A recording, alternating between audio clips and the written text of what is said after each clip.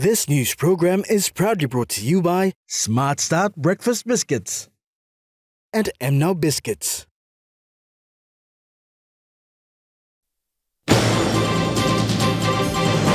Belden Nama appeals to government not to sell the country's sovereign rights to foreign agency. Mintsoft software developer plans to move the country forward through technology. And Hunters coach Stanley Teppen described Hunters' defeat as a loss.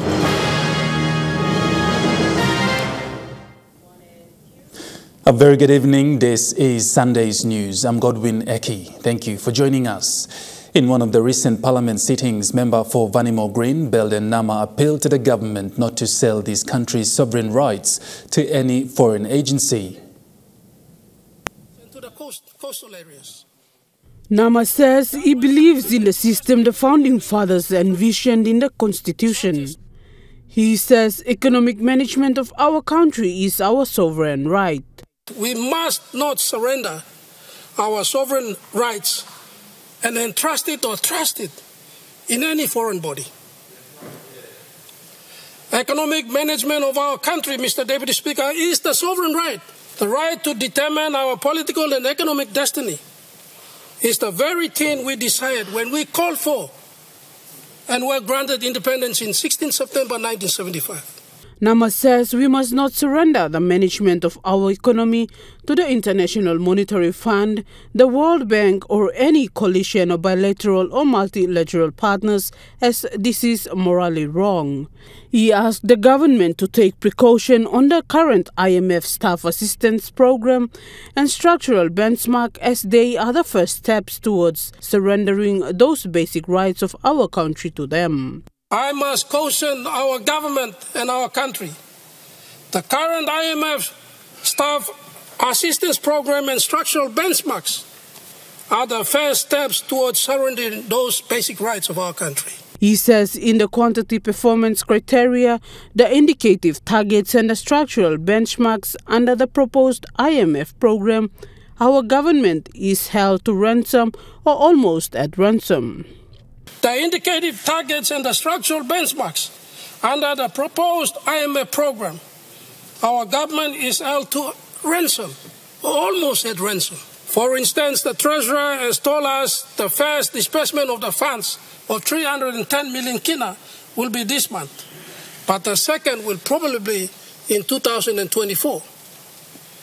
While reforms and structural adjustments are needed, why does Papua New Guinea government require outside assistance to perform a function that is sovereign to us? It is our sovereign duty. He further says socio-economic problems are unavoidable, facts faced by every government, and we must manage those problems ourselves. Samantha Solomon, National EMTV News. Mining Minister Ano Pala on the floor of Parliament announced that the government is in the process of finalising negotiation with Porgera and will release a statement in the coming week on its status to open for operation. I want to say that we are now in the process of finalising our negotiations with Porgera, the new Porgera, and we are very, very close to finalising that, and we'll be making a statement in the next week. Where we are, but we have the environmental issues have been sorted out, but I will not dwell on that. Again, I'll leave it to the minister. But the commercial side and the mining operations have been sorted out, and especially the taxation issue relating to Barrick. And we are now ready to move forward. But these are the concerns. Women in the West New Britain province staged a peaceful protest and presented a petition to the provincial authorities during the International Women's Day celebration. The women met at the Mutuvel Stadium and staged a peaceful protest march to Voge Park, where they presented a petition to improve law and order in the province. Much of what's recommended within the petition is on how best the authorities and the government can improve law and order in the province. Women representative in the Provincial Assembly, Maria Ante, presented a petition to the Peace and Good Order Committee, the Provincial Administrator, and the Provincial Police Commander. Acting Provincial Administrator Leo Mapmani responded to the recommendation made in the petition. PPC Superintendent Peter Barkey highlighted to the women that law and order issue calls for a collaborative efforts from all stakeholders and urges them to work hand in hand with the authorities to address the issue. Law and order is everybody's business. We complain about young people causing problems. I must remind us that that person is a product of two people, the father and the mother. So we are not equal. We are not completely innocent here. Sharon Engnui, National EMTV News. Provincial Police Commander for Western Highlands Province John Sangom is appealing to all Western Highlanders and residents to keep the city clean and work along with the police as the major cleanup exercise of the city continues.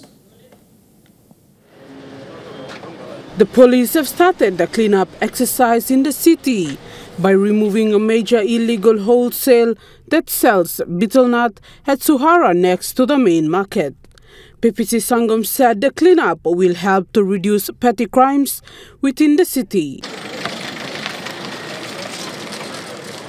He also sent out a warning to the general public in the province that the police will not tolerate any illegal markets within the city. The provincial police commander says warnings have been given out to the vendors, but they have been ignorant.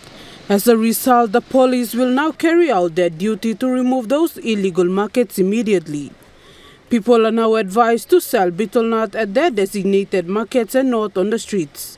PPC Sangam says when there is an illegal betel nut market, they create a hub for the criminals to do their activities. He said police will not come down easily on those people that do not comply with these. Samantha Solomon, National EMTV News.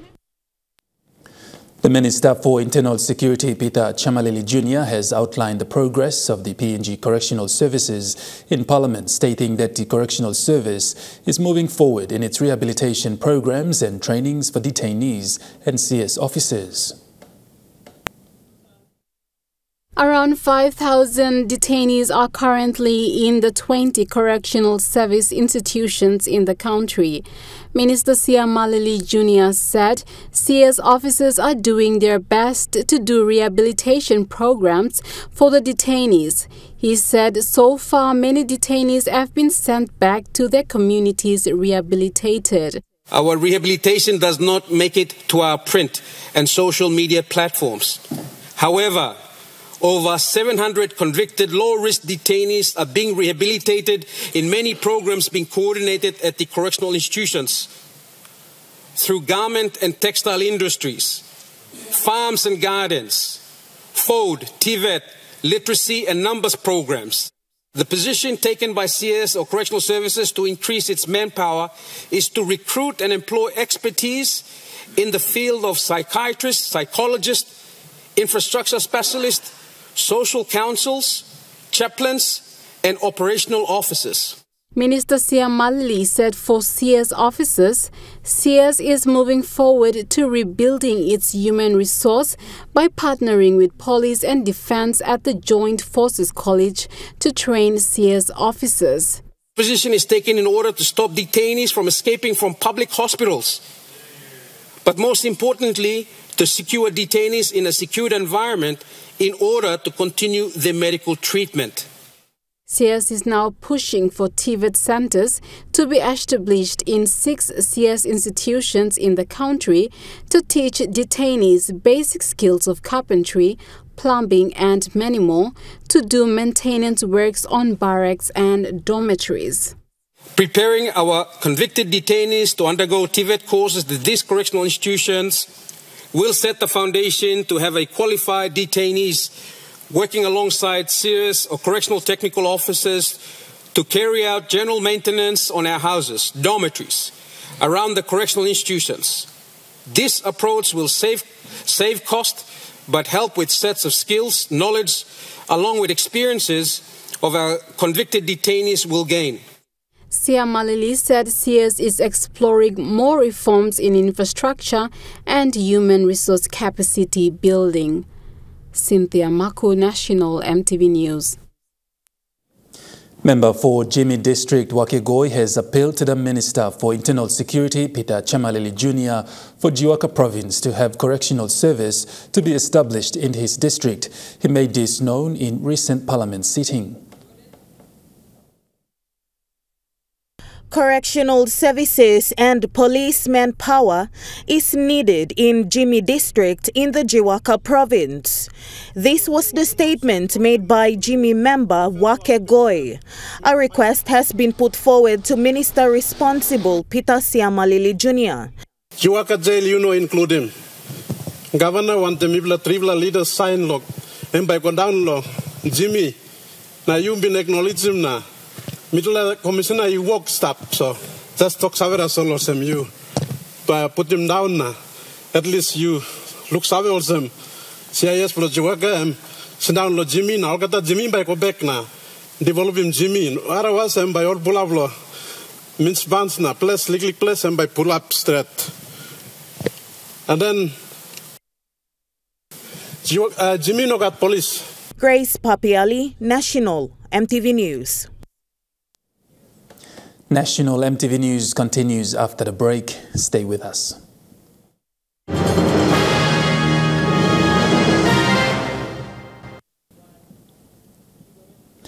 You're watching National EMTV News. Housing Minister Kobi Bomareo said the National Housing Commission will be better equipped with an online asset inventory management system once it's fully functional, will help to avoid inconvenience faced in the manual processing of titles and property transfer. He said this following a question without notice raised by the member for Abau, Sepukatemu, on the floor of Parliament regarding the recent eviction exercise on NHC properties. The Housing Minister says his office and the NHC were not aware of the recent eviction on NHC property under Section 274, Lot 7 at Gereu Stage 1. My office, Mr. Speaker, my office and the National Housing Corporation Management were not aware of the eviction exercise being carried out against Mr. Jaseking Akianang and his family. And I have instructed National Housing lawyers to intervene and to put a stop on this eviction despite a court order in place until all facts are properly ascertained by a competent court.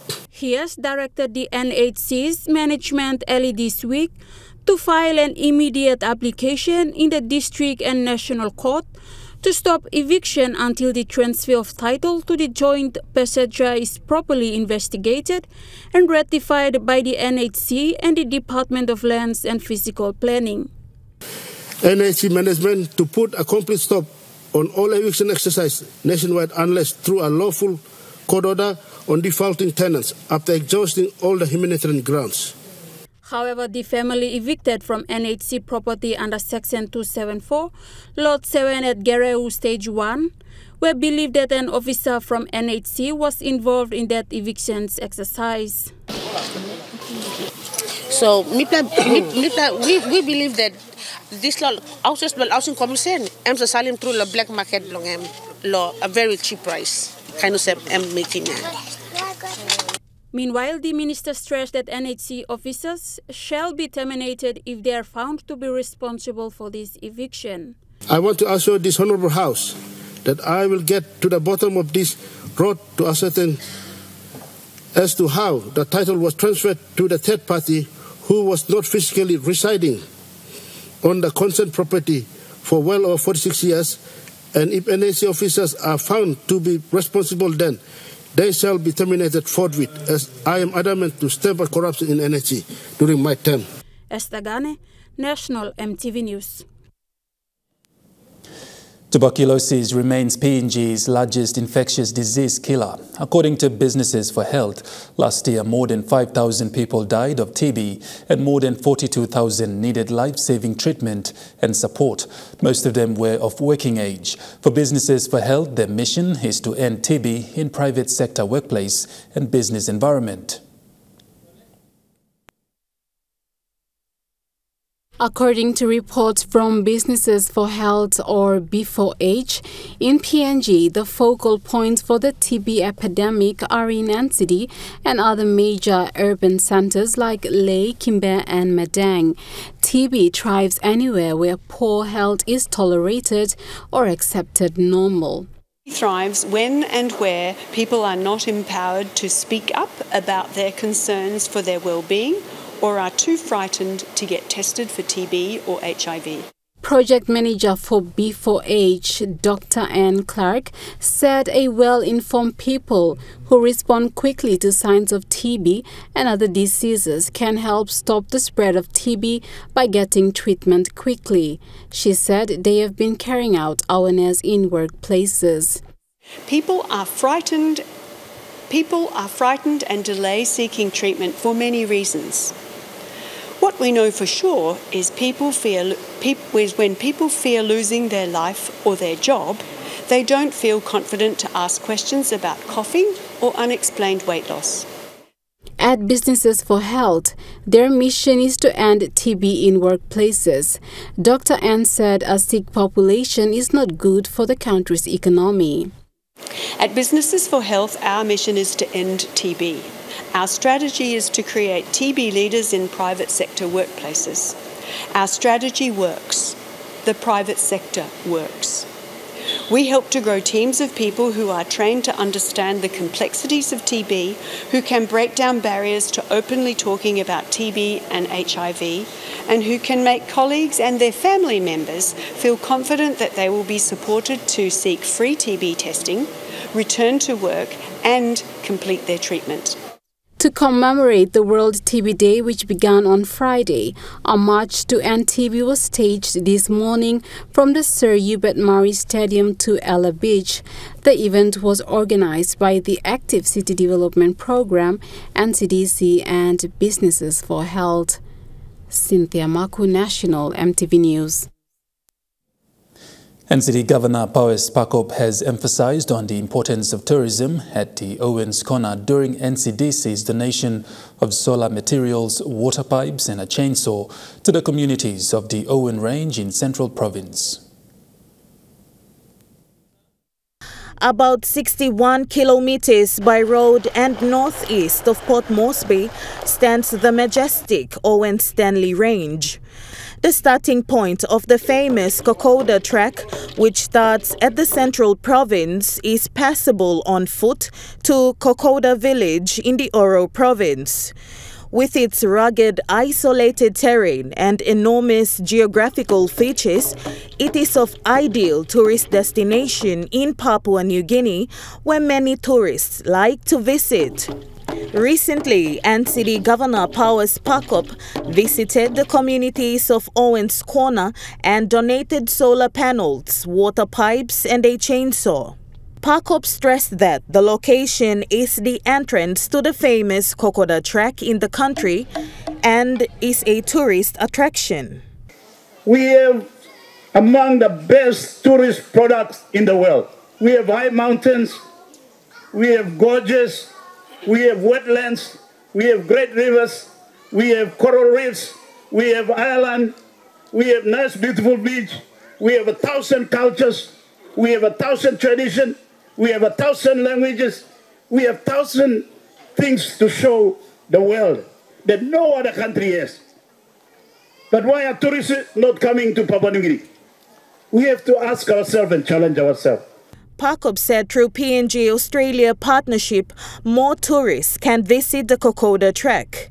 He appealed to the communities to have a positive mindset and overcome challenges when trying to promote their biggest tourism product, the Kokoda track. The government and people of Australia, they will help the tourism industry in our country by promoting this track and getting Australians to come here. Grace Papiali, National EMTV News. Minsoft Software Developer is a PNG-owned software developer company based in Port Moresby, specializing in writing software systems for clients. The locally based software developer has been assisting government departments and private sectors in software systems for more than 15 years. The company is keen to do more for the country in moving forward in the digital space. Minsoft software developer that has been operating in the country for almost 15 years has been assisting government and private sectors in terms of creating software systems. But for Minsoft as a software engineering company, we can develop web-based solutions. We also develop mobile and cross-platform systems. So we've got a Minsoft CEO and Chief Software Engineer Leonard Wanusim said their biggest contribution was to PNG Electoral Commission in assisting them with electoral systems. Big contributions is with the PNG Electoral Commission, where we assisted in developing some of the electoral systems. We have been also engaged in the past by the PNG Electoral Commission to do biometric voter enrollment. And they were also engaged with the Department of Higher Education, Science, Research and Technology to embed QR codes to school certificates. Minsoft recently assisted IRC's new track-through to monitor certificates of compliance. Minsoft is also looking to launch one of its latest development around June this year. One of the things that Minsoft is now doing is an e-wallet mobile system. So basically we want to be able to allow mobile-to-mobile payment of goods and services. Mr. Wanusim has encouraged the young folks who wish to venture into the field of software development to be committed. And once you have acquired the skills, believe me, there's a lot of opportunities in this country. And I am seeing a lot of young Papuans getting into this space of business, so I encourage them. It's not easy, but you will get there once you have that skills and the experience. Cynthia Maku, National EMTV News. Corporate Social Responsibility is an internal program that houses all of Capital Insurance Group's community outreach programs. Through this platform, the insurance company adds value to communities based on 4 pillars: education, environment, social well-being and charity. The focus for the first quarter of this year is education, and 2 days ago, Capital Insurance supported the Just-in-Time Literacy School in Zone 5 of Joyce Bay in Port Moresby South area with a donation of 5,000 kina, Theodist voucher for stationery and goodie bags for the children.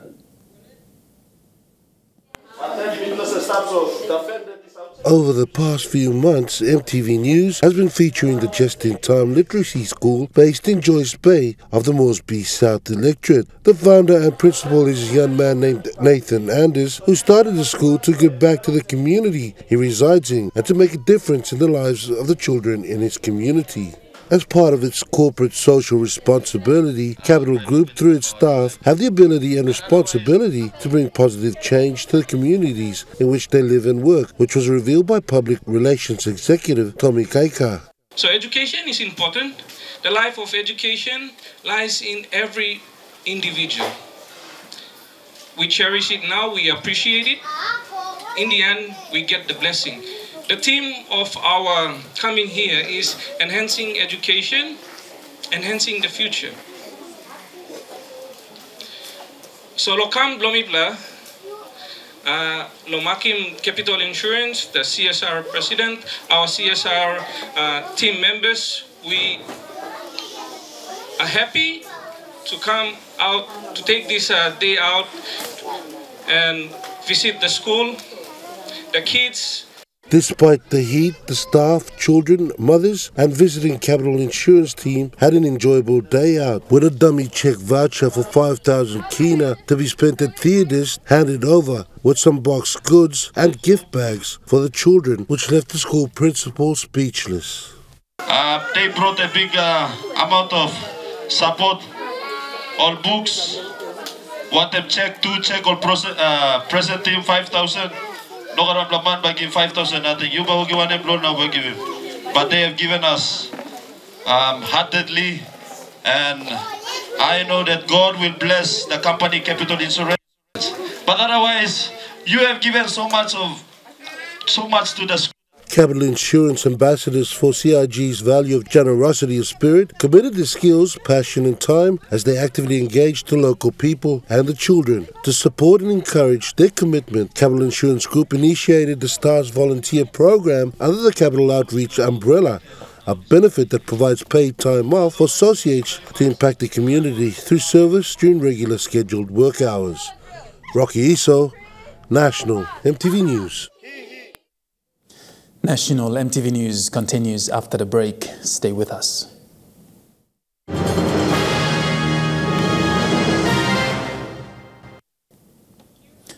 You're watching National EMTV News. One of the priority areas for Alatau MP Ricky Morris is education. The seriousness of the member has moved him to allocate 1 million kina into the sector for Alatau students. In a small ceremony yesterday, the Alatau District Administrator Wilson Hillary, on behalf of the Alatau MP, presented the UPNG Milne Students Union with 34,000 kina.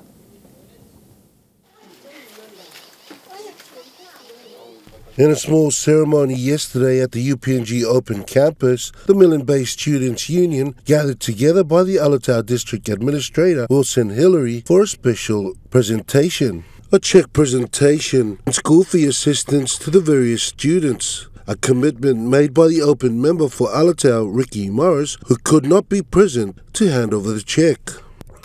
For Alatau District, because normally when we see the DSIP, the money is divided into several sectors. In education, we normally use 2 million kina. So out of the 2 million kina this year, we allocate 1 million for tertiary students school fees alone. So because of the limited funding, we cannot give you what you wanted, but at least we share it with 2,000 kina for everybody to at least give a bit of relief to our parents and those who are struggling to pay school fees. So we hope that it will help you to commence your academic year smoothly and continue to do your studies. And on behalf of our people and our member, we would like to wish you all the best. We have to support you and make sure that you do your best as well to continue to achieve your academic. Mr. Hillary encouraged the students to use the funds well, as education is an important priority for the local MP. Every student that's attending our students are in the country, they apply for the scholarship, and we give them 2,000 kina each to everybody who's attending school. So we hope that if our financial resources sort of come good next year, we might be able to increase the assistance. But in the meantime, that's what we can be able to help you. In receiving the check, the grateful Milne Students Union president said the assistance was timely. Milne students, especially Alatau Open, I would like to relay our big thanks to Alatau Open for presenting us with a check of 34,000. Am I right? This will assist our studies for this academic year. Okay, besides that, you notice that we are doing a small fundraising.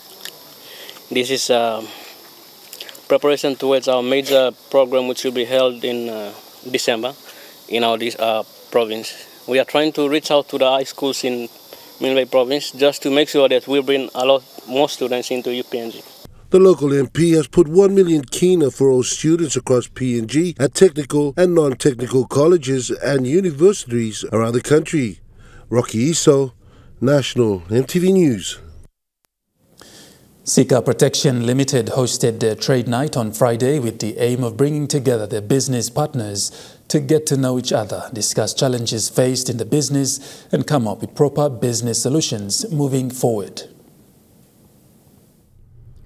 The business partners participated in the trade night were Niguni Oil Limited, Daikin Limited, Royal Papua Youth Club, and other business houses. Sika Fire is involved in supply, installation and maintenance of firefighting equipment, fire detection and evacuation systems, and fire suppression systems.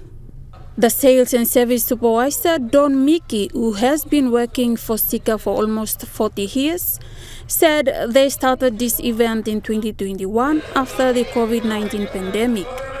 The idea of the gathering was to bring them together to help them discuss the struggles they faced. The event, the trade night, we first started in 2021. After the COVID, when the COVID pandemic started, and the idea was because the businesses were struggling, so to bring everybody together so that we can help each other.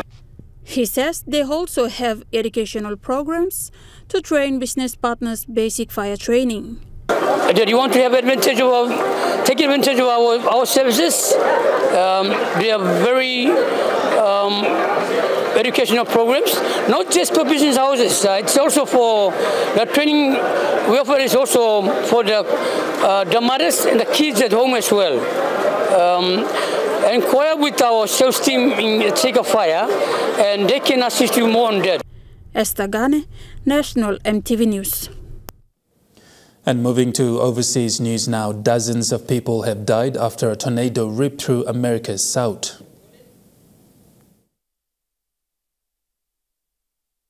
This storm system cut a path of about 100 miles, which is about 161 kilometres. There are actually weather experts being deployed in Mississippi at the moment to try and determine if this was one large tornado that cut a very long path or perhaps several systems. But what is clear is that some of the towns in its path have been completely devastated, as you say.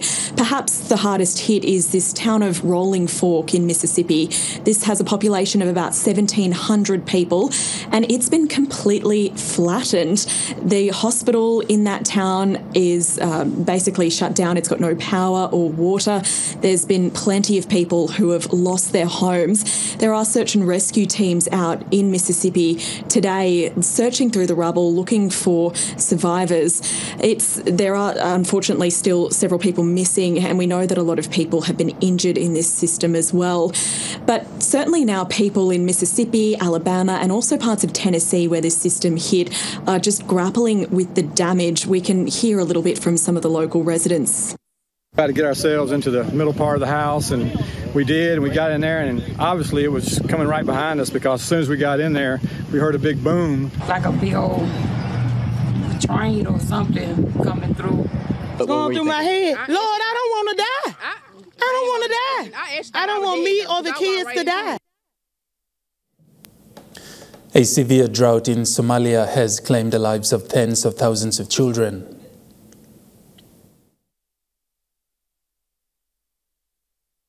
A new report says an estimated 43,000 people died amid the longest drought on record in Somalia last year, and half of them likely were children. At least 18,000 people are forecast to die in the first 6 months of this year. Sadia Allen is the head of Mission for Plan International in Somalia. She says Somalians need urgent intervention to save lives. Hunger crisis is real in Somalia and killing people like a machine that nobody can hear. The situation on the ground is very grim and deteriorating every minute, meaning that every 2 people in Somalia, one of them is hungry. Hunger is ravaging and destroying lives and livelihoods, and more than half of the population, as I said, is facing high level of acute food insecurity. And when you visit the community, if you go places, you feel like you are in a war zone. People are abandoning their homes in search for water and for food. And if you visit hospitals and the stabilization centers are filled with children who are acutely malnourished. And they are really dying in the most painful and excruciating way. There's something that's preventable. You're watching National EMTV News. Trukai Sports is next. Stay with us.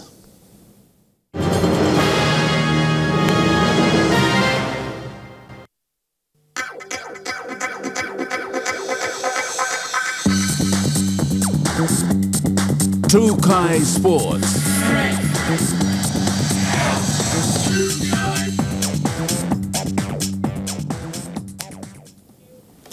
Welcome to Trukai Sports. Following their home soil defeat yesterday, the SPPNG Hunters went down by 36 to 38 points to the Brisbane Tigers. A press conference pertaining to the match was held right after the game to get the views of the head coach Stanley Tepend and Hunters coach Ila Alu. During the press conference, Coach Tepend described the defeat as a loss centered mostly on disciplinary grounds. The home soil defeat witnessed yesterday by the SPPNG Hunters was described by the SP Hunters head coach Stanley Tepend as a disciplinary-related concern. We've still got a lot of work. I think it's a high-scoring game. We probably can tighten up on a little bit more defense and our discipline. I think playing with 12 men in the first half and 12 men again in the second half. I think at this level you probably can't win those tight games. We just have to be more disciplined. But according to Coach Tepend, the match could be termed as a high-scoring game as the Hunters played their best despite the loss. Too much. The boys have to just spend more time practicing those little things, goal kicking and just errors, drop balls and all that sort of stuff. Just the little things.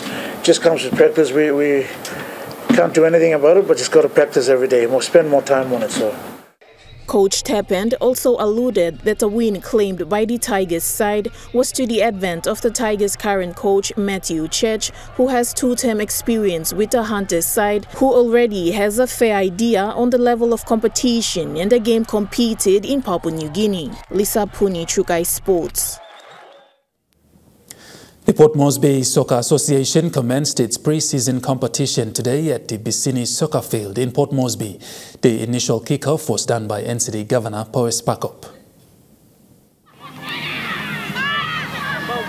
Two clubs from the women's division, the New Guinea Women's Football Club and the Border Football Club, were assembled at the entrance of the field to welcome the NCD Governor Powes Pakop to initiate the PMSA 2023 pre-season competition.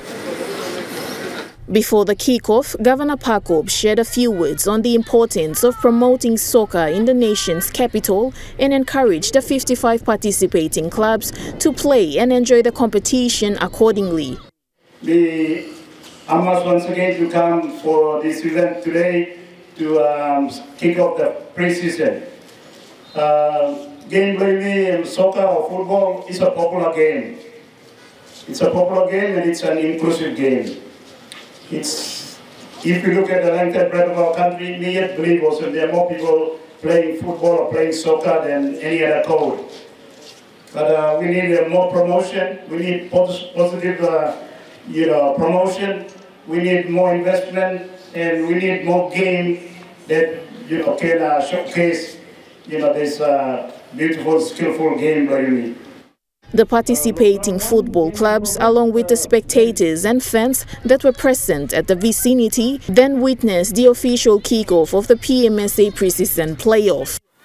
With the official kickoff of the Port Moresby Soccer Association 2023 pre-season playoff having been initiated by the NCD Governor Powes Pakop today here at the Bissini Soccer Oval, the pre-season will run for a month prior to the commencement of the proper season playoff. Lisa Puni, Trukai Sports. And Trukai Sports continues after the break. Stay with us.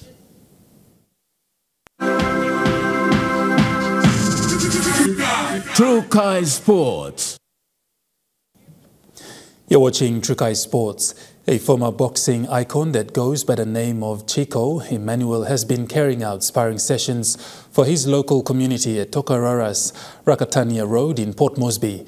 The aim behind this boxing initiative is to see youths of schooling age participate in sports and abstain from illicit activities. After having been out of the boxing arena for almost a decade, Chico Emmanuel has resolved to give back to his community with his knowledge, experiences and skills. Chico has been running boxing spar sessions at his local community school in Tokarara for a month now. The aim of me is to change more youth to stop illegal smoke bully in the school, doing all different of crimes, violent crimes. So lo miet lo running Mr. Boxing, and me like changing more youths, lo come up good plan man, lo citizen, lo community lo. As lawlessness is quite prevalent in the city, where most schooling-aged youths are seen to be heavily involved in this sort of illicit practice, trainer and founder of the Tokarara Boxing Club, Chico Emmanuel, is aiming to fight against that norm through this initiative. If be welcome in allow me lo come lo school na running my talent lo help more youths. Me I'm a straight lo. School are one bed, one time or changing more youths to allow the boxing to run in the community. Trainer Emmanuel also acknowledged the kind support for Tokarara Community School for allocating the school for them to carrying out this initiative. According to trainer Emmanuel, one of PNG's current hit star John Ume has also trained under his club. With that as an added boost, trainer Emmanuel aims to see more of his boxers aspiring in their boxing career like Ume. Like any other sporting code, one of the challenges that holds the progress of the club from advancing is sponsorship, and trainer Emmanuel appealed to the member responsible for the Mosby Northwest electorate to step in and assist. Lisa Puni, Chukai Sports. Moving to overseas sports in NRL, the South Sydney Rabbitohs have dedicated their Golden Point victory over the Manly Sea Eagles to late club great John Settler. Died during the week at the age of 80. The crowd stood up for a minute of applause in honour of the Rabbitohs legend in the 13th minute before Daly Cherry Evans helped put Manly ahead 12-6 with a spectacular intercept and length of the field try. Cody Walker scored a double to lock the scores at 12-all and send the match into extra time. A Manly mistake in the first set of Golden Point gifted Lachlan Ilias a golden chance, and the halfback nailed it, slotting the first field goal of his career to secure the 13-point to 12 victory. It's the Bunnies' second win of the season and a first loss for Manly in 2023. It was just when it came out the field as looking up at the scoreboard at 13 points. Obviously John's number. To have his family here today is pretty special. I got to know Sats a fair bit over the last few years, and they're a great family, so for us to be able to pay tribute, I want to pay respect to our whole club. Yeah, I just felt at the times tonight that we didn't deserve to lose that game. North Queensland staged a 24 points to 12 comeback victory in this week's second Queensland NRL derby. The match took a significant toll on both sides. The Titans could be without two key players for some time, with Kieran Foran injuring his calf and AJ Brimson hurting his hamstring. The Cowboys fought back from 8-0 down. Jeremiah Nano scored but was later sin-binned. He's facing a suspension of up to 3 games for a dangerous throw. Valentine Holmes secured the home side's first win since round 1. And that ends Trukai Sports. The Money Plus weather report is next. Stay with us. Trukai Sports.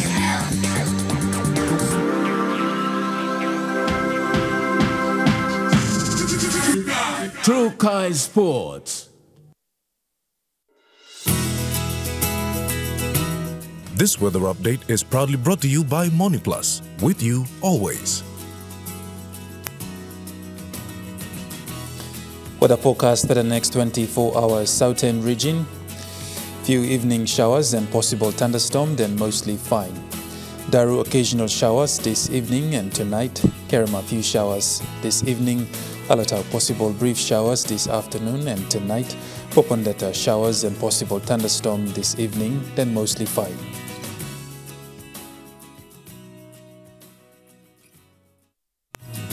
The weather update was proudly brought to you by Money Plus. With you always. And that wraps up the news, sports and weather for Sunday, the 26th of March, 2023. From the entire news team, pleasant viewing. Bye for now.